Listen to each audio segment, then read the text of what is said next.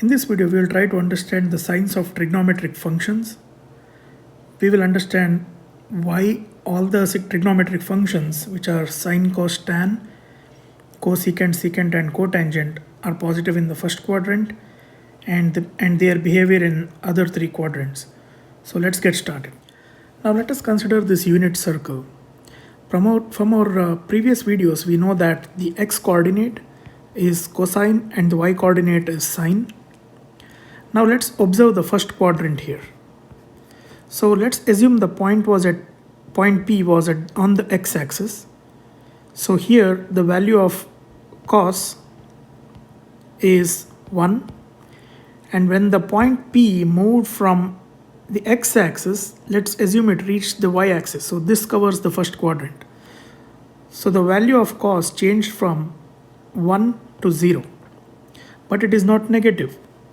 Similar way, what happened to the value of sine? It was 0, but now it's changed to 1.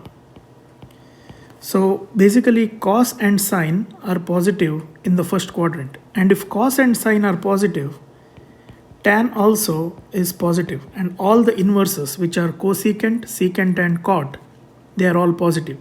So that's why in the first quadrant, all the trigonometric functions are positive. Now let's see what happens in the second quadrant.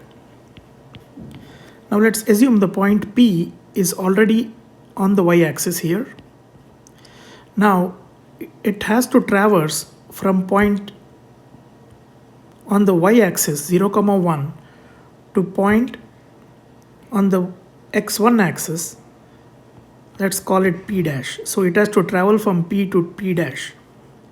So here, let's observe what changed.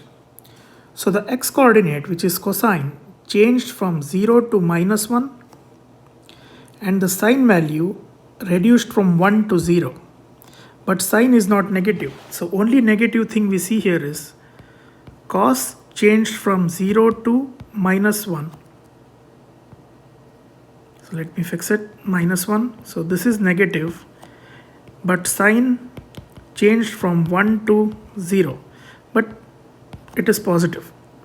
So when cos is negative and sine is positive, tan would be negative. So in the second quadrant, only sine is the positive trigonometric function. Now let's go to the third quadrant. So in the third quadrant, let's assume the point has reached P dash. Now it has to reach P double dash on the y dash axis. So this is where it has to traverse. So let's observe what changed in the coordinates. So cosine changed from -1 to 0, but it did not reach a positive value. And sine changed from 0 to -1. So let's write it down. Cos changed from -1 to 0, and sine changed from 0 to -1. So if one of the values of sine or cos are negative, then tan would be negative. But here what is happening is cos and sine both are negative, so tan would be positive. So in the third quadrant, only tan is positive, and the inverse obviously would be positive, which is cotangent. So only tan and cot are positive. All the other trigonometric functions would be negative in the third quadrant. Now the last quadrant, the fourth quadrant, now the point P double dash has to reach back to its original point here on the x-axis. Let's see what changed. So the cosine value, which is the x coordinate, changed from 0 to 1.